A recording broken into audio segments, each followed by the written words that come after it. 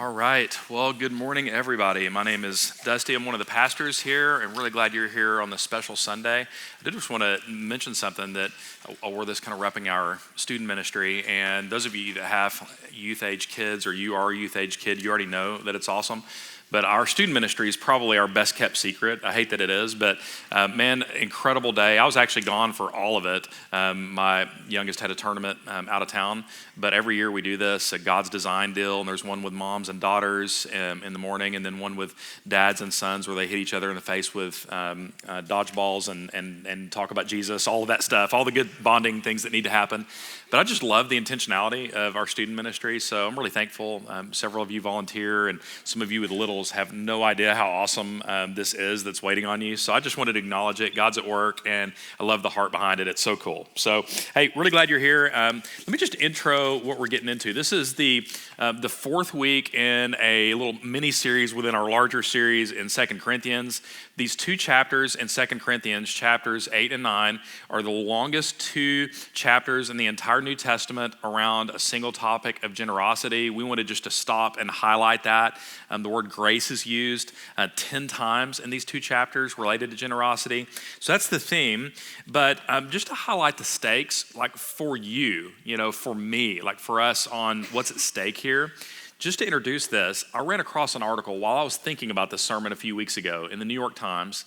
And this is really interesting that there was this group of people that got together to think through a very specific problem. And they intentionally brought together people across the ideological spectrum. And I'm going to give you 4 quotes from people in this article on this question that they're trying to solve. And you'll even see as these people, from the perspectives they come with, the variety of perspectives, even regarding like Christian faith and how you would view the world, they're going to be different. But here's the problem they're trying to solve, is that wealth has increased in the United States at a faster rate than a lot of other developed countries over the last few decades. That you can measure it according to a few different ways, but GDP, you can do it a few different ways where you can measure relative wealth. And I realize you're like, dude, you're barking up the wrong tree. I'm not. I get that, but I'm talking in general, relative to the rest of the world. We live in affluence, relatively speaking, both generationally, but also like in terms of other people that have gone before us, but also other countries. All right, so you got that on the one hand, but according to most measures of happiness and wellness, we lag significantly behind other developed countries. And so the question they are looking into across the ideological spectrum is, how is it that we've become wealthier but more unhappy? How is that? So I'm just going to give you a few of these. The first one is going to be a kind of introduction to the whole thing. So historian at Hillsdale, Berzer says, we're so wealthy but so unhappy. That's like the summary statement of it all. Isn't that interesting? Okay, second one. This is Doug Harris, Tulane economist. If there's one overarching theme, again, tackling this question of wealth but contrasted with unhappiness, it's that we're pulling apart economically, socially, politically. He would say there's your themes. There's just a relational unraveling societally right now that's the cause and even a outflow of the situation we're in. Let's look at the next one. Okay, so this is Frederick Hess, American Enterprise Institute. The disconnect between GDP and other outcomes, like those happiness outcomes, is related to the weakening bonds of community and the degree to which Americans feel less rooted in close-knit bonds of faith and family. So this is one that would be the American Enterprise Institute is a right-of-center group, and this is where he would identify, this is why, and it's kind of related to that second person that you saw, that there's been a disconnection from community, but even a disconnection from faith, historic faith, and that's what's got us into this situation. Now look at this next one. This would certainly be left of center here. This is Anna Lemke, Stanford psychiatrist. Here's her take on the same problem. She's acknowledging the same problem, but here's her perspective, not coming from a Christian perspective, says, our brains evolved for a world of scarcity, and the kind of abundance that we are experiencing now is a mismatch for our ancient wiring. In this world in which everything has been more potent, more accessible, more novel, and more bountiful. Listen to this sentence. I mean, this is a banger right here. We are prone to overconsume and make ourselves sick. All right, so she's not coming from a Christian perspective. I mean, she told you she's looking at from a perspective of evolution on the wiring of our brains, the situation we're in. But as she identifies the problem, she's like, it's overconsumption, pure and simple, is that there's so many novel and potent things available, and we consume it, we're wealthier than ever, and we do it, but we're actually making ourselves sick with our consumption. And so the reason I wanted to highlight these is that I just wanted you to see that this isn't the Christian preacher coming up and starting to wag the finger at you of, this is a situation and you need to look at the reality is that you can not be a Christian and you could be across the political spectrum. You could be right-leaning, you could be left-leaning, and you could see that there's a problem from data, but also from experience, that we are wealthy but so unhappy, relatively speaking, in both of those categories. And so the thing is that I'm wanting to tackle today, is there anything that we can do to make joy and thankfulness root in our souls more deeply, regardless of what those numbers of income look like in us? And since it does look like we're kind of behind the eight ball, so to speak, that we are societally more unhappy than a lot of other countries that you might compare us to, even though GDP and other key measurements are up, I would just say the stakes are very, very high. Like in us, I don't know what stakes would be higher than joy and thankfulness and how we experience the world around us. I don't know what would be any higher than that. And so that's what we're going to do. And if only we had a weapon available to us that would attack the root of this. If only we did. No, we do. But you're going to see what that is. All right, verse 10. Verse 10 is we're going to start in 2 Corinthians chapter 9, and this is the conclusion of these two chapters that have been talking about this one. This is a confusing verse. It's a quotation from Isaiah 55:10, and here's how this whole thing starts off. He who supplies seed to the sower and bread for food will supply and multiply your seed for sowing and increase the harvest of your righteousness. All right, so you're like, no, what's going on here? So this is a really interesting chapter in Isaiah because you have that verse and seeming to indicate that God's going to take care of your needs, and that's a big part of that, and even give you enough and even grow that, and there's a harvest of righteousness. What's interesting though is the next verse is that verse that talks about His word will not return void. And so the overall, those two verses together and the overall flow of Isaiah 55 that Paul's quoting from right here would be something like, look, God is going to accomplish exactly what He intends. He's going to take care of you. He's going to supply your needs, and you're using like ag terms of sowing seed and all of that.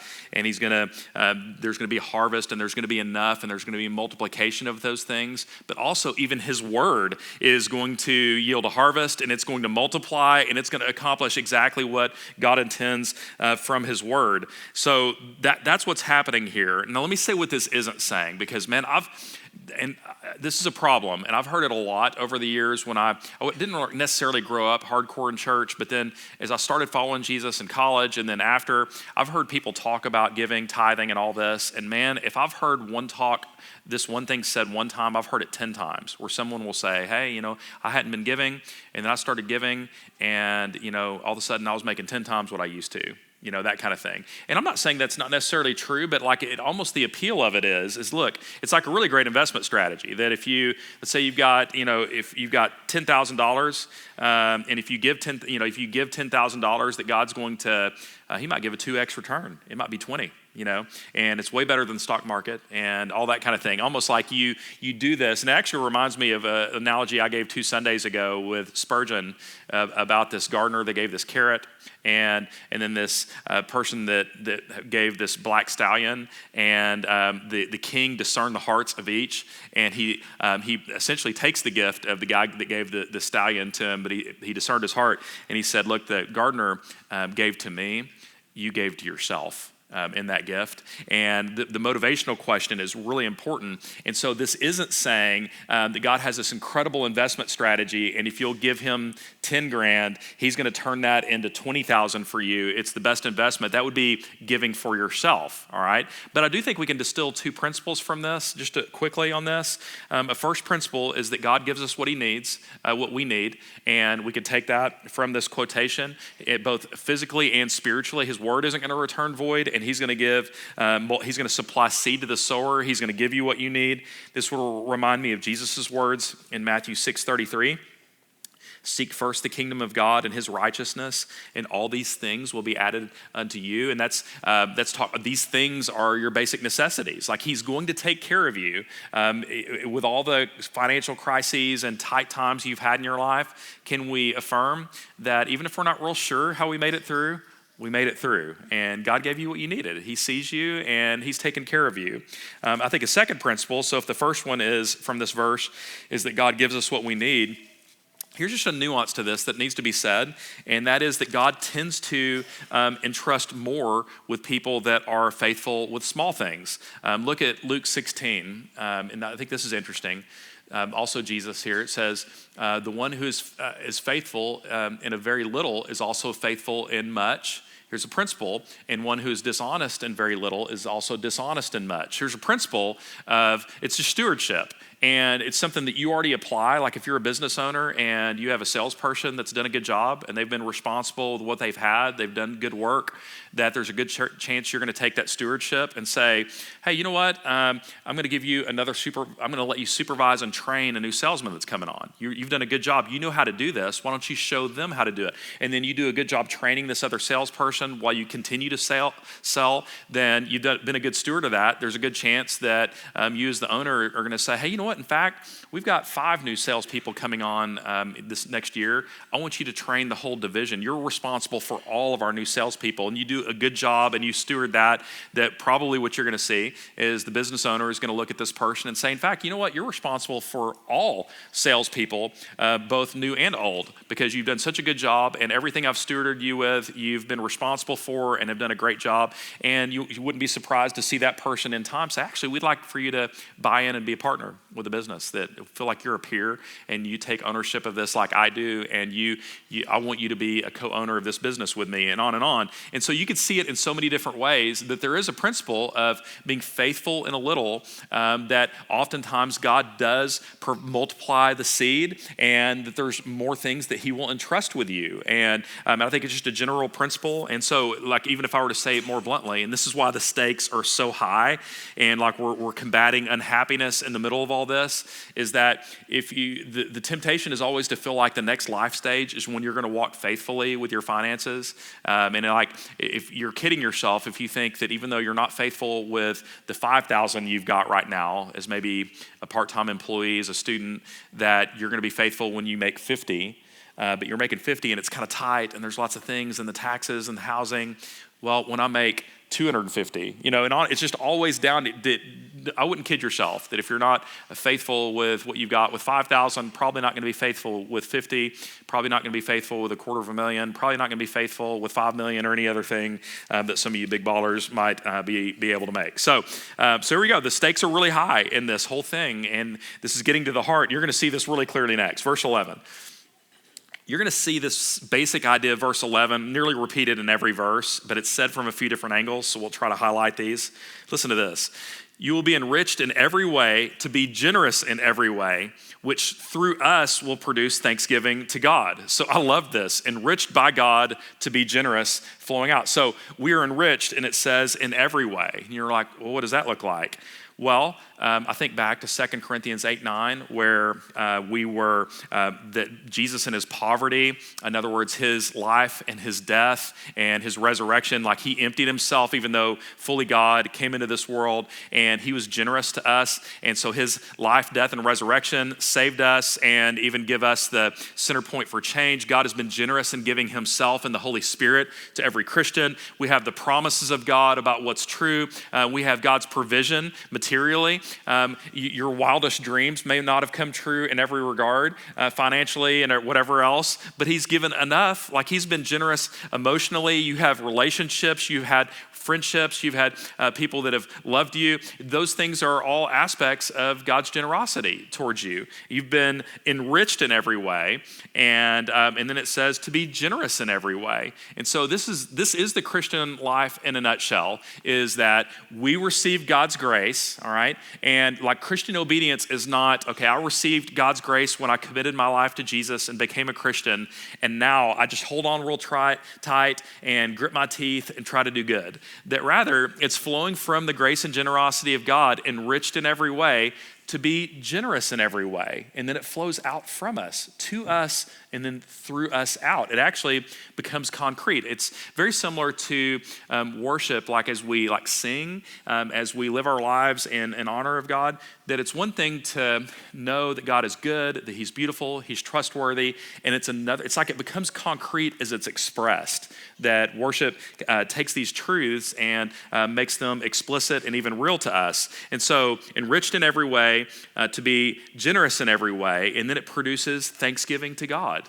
And that by all parties, the one that's writing the check, the one that is receiving the generosity, that there's thanksgiving all around is what this means, that through us will produce thanksgiving to God. Now, I was thinking about how this has played out for me, and even like it's one thing to see these big economists and think tank people say, oh, here's what's going on with GDP and all this, and you're like, okay, man, let's bring this down to my life. And you can think about the affluent country and the unhappiness, but even like this powerful, like the stakes are so high, and how I've experienced it. Because here's part of the challenge with this is that I actually have very, very, very little knowledge about like what generosity looks like. I work actually really hard to not see the totals that people give. Like that's not knowledge that would be helpful for me to know. And so I actually don't have just loads and loads and loads of stories of how this has played out. But I have a handful where like I've been on the receiving end, and it's been really impactful. And so let me give you like a smaller one and then a bigger one. And all this exact thing, like thanksgiving to God, emerged from it. So back when, right before I got married, in my first youth ministry in Weatherford, Texas, right after I graduated tech, and then Amy and I got married that next May. So after I'd worked single for a year. But I remember this distinctly because it was such a putrid amount, but I made $110.44 a week, all right, as a youth minister. That's what I made. $110.40, it was $500 a month. And so that was the post-tax amount. So dead broke and going to seminary full time while I was doing that. And I threw myself into it, worked all the time, loved it and all that. All right. So if you do the math on that, it's kind of hard to pay rent and all that on $100 a week. And also mowed lawns. I did other things. Amy and I, after we got married, cleaned a mini mall. There's all kinds of fun stories. Her biology degree netted her a job at Borders Books, and then later working for an attorney trying to dismiss traffic tickets. So that's what a biology degree with no medical degree gets you. But anyways, that's what we did. And so this older couple in Weatherford, that he was a general contractor. They lived in a small retirement home. Really sweet, awesome people. I mean, godly, awesome. I mean, just incredible. And when I think about like enriched by God's grace, to be generous in every way is financial, and it's other things too. And I've just noticed generous people just tend to be generous, like with their time, their home, their money, and it's like all the boats rise around them. It just flows out in a million ways. And TD and Johnny were like this, and they're like, hey, why don't you just come live with us? And for a good chunk of that last year of my life that was single, I had a guest bedroom that I would just come stay in, and they would just let me stay, and he'd take me to lunch every week, and it was so valuable in the time we would spend. And I remember after Amy and I got married and we're living, actually had a house of our own, we put all that stuff together and we kind of faked making a living and all that. But dude, we didn't have money. We ate at this little super low-end Mexican food place. That was our eat out every week. And occasionally, I'd say maybe once every month or two, TD and Johnny would give like $100 bill and say, go take her out. Go to Fort Worth. Go take her out somewhere nice. And at first, like that felt weird to me. Like, I don't think I'd ever really had anybody give anything to me. But man, what was interesting, and I tried to turn it down. No, we're fine. I almost felt like, what are you saying? I can't provide for somebody. It was a weird, prideful young guy. But he's like with tears in his eyes, he said, God has been so good to me. And it makes me so happy to give this. Like this is fun for me and Johnny to do this. And man, what's crazy is you could tell this was meaningful for him. He was happy to open up his home for me to live in it. That last year of me being single, happy to send us to go do something we just didn't have the money to go do, to go eat that meal. And it brought joy and thanksgiving to me, thanksgiving to God, and joy and thanksgiving to TD and Johnny. And I was on that other end of it. And let me give you another example of it.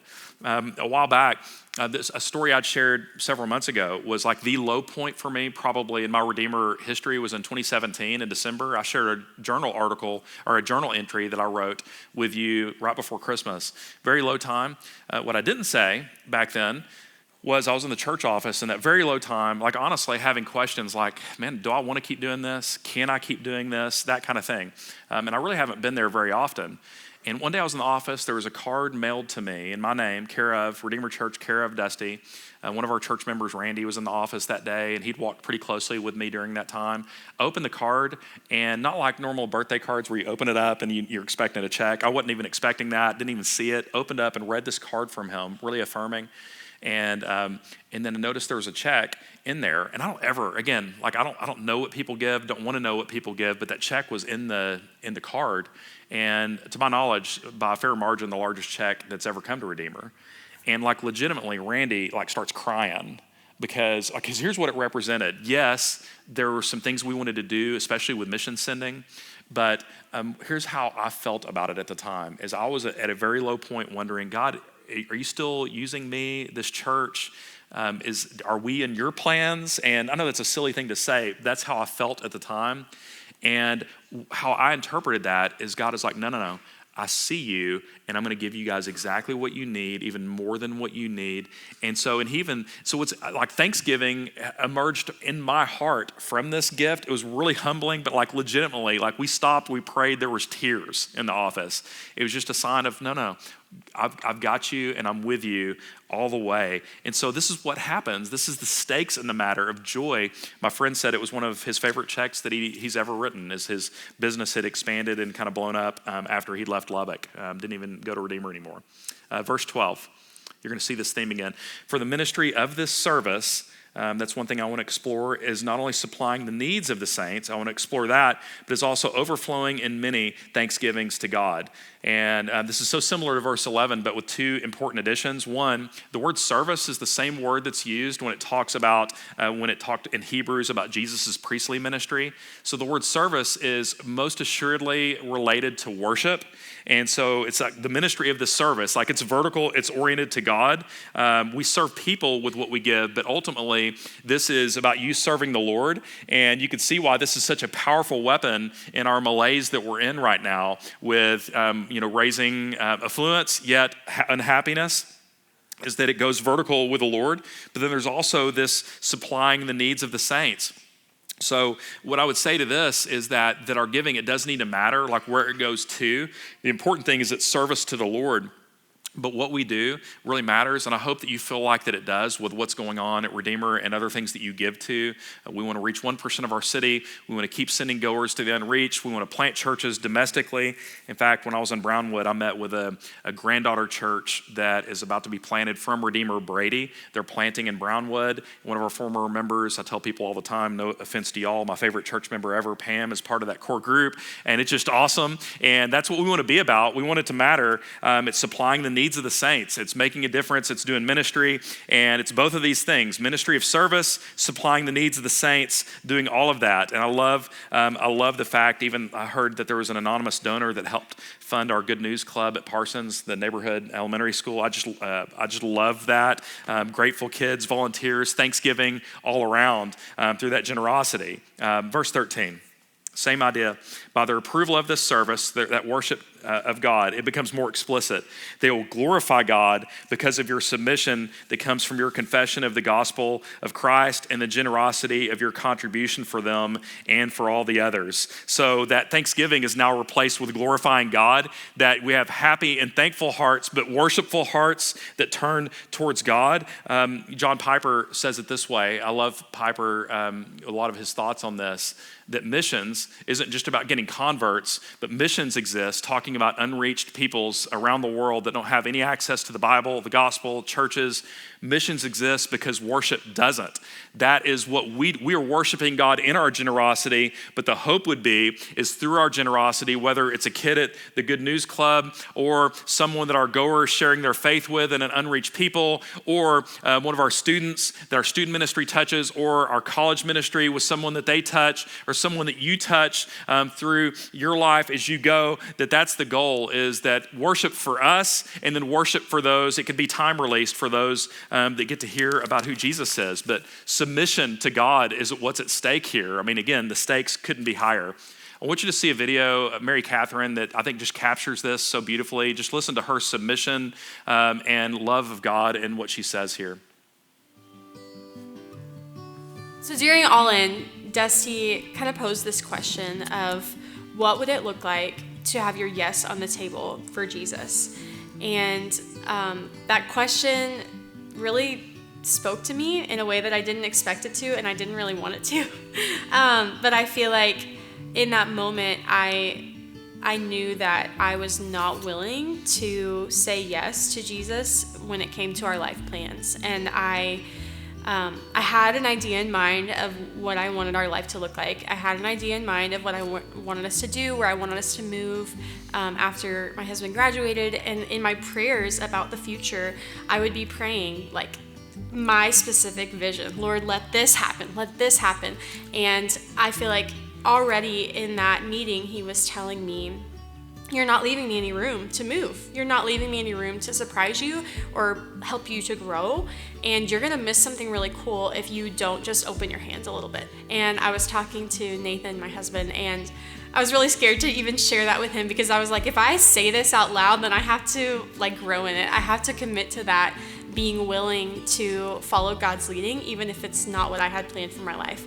So it's always been like Texas, like we want to be in Texas, or we want to be close to family. And that has been kind of like the big state priority. And so it's a matter of, can I let that go? Can I let my desire to be close to my family, even though that's not a bad desire, but can I let my first desire be Jesus? Can I let my first desire be his plan and his good for me? Because I know he has a good plan for me and my family.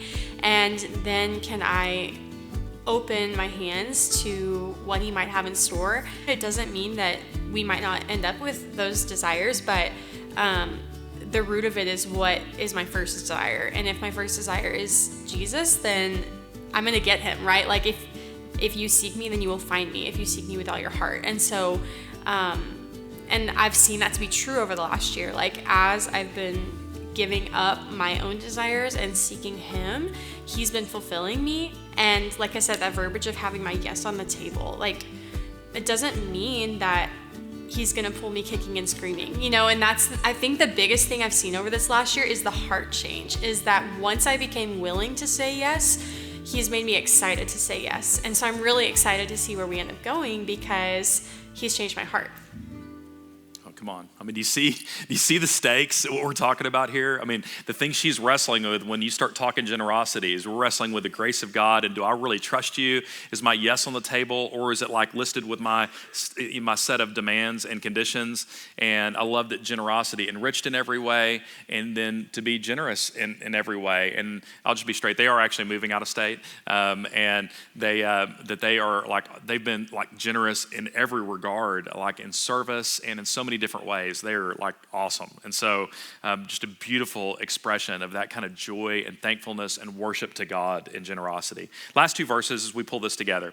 While they long for you and pray for you, verse 14, because of the surpassing grace of God upon you, thanks be to God for his inexpressible gift. And again, that word grace is used again, and inexpressible gift is talking about Jesus's gift on the cross, especially. And so grace, grace, grace, all the way around. The cross and the resurrection, grace to you. You've been enriched in every way. If you're not a Christian, he's in pursuit of you to demonstrate his grace to you that you can experience. And then God gives us the gift of something that would combat our general societal unhappiness. And it just so happens that it's as paradoxical as can be, is when we release these resources, instead of over-consuming and making ourselves sick and unhappy while we're relatively wealthy, we release and we worship God, and he does beautiful things in our soul. Thankfulness in our hearts emerges. thankfulness in others emerges. And so much is at stake. It's at stake in you, your joy, your happiness. That's why, even if it makes you mad, the pastor's talking about money, I must. These 2 chapters are forcefully making this point that we need it in our soul. And the stakes are so high for our city and for the unreached around the world and for the poor and the needy and for our neighborhood and on and on. Like the stakes are high in us and they're high around us. And by God's grace, we get to play. So I'm going to pray. Lord, would you do something beautiful as we move towards a place of response, that you would move abstract thoughts of commitment and love to you in a concrete, beautiful way that's an antidote for unhappiness and overconsumption and sickness of soul and unhappiness, that there would be joy, thankfulness, worship in us, joy, thankfulness, worship in others as a result of the giving that flows from this place. And I pray all of this in Jesus' name. Amen.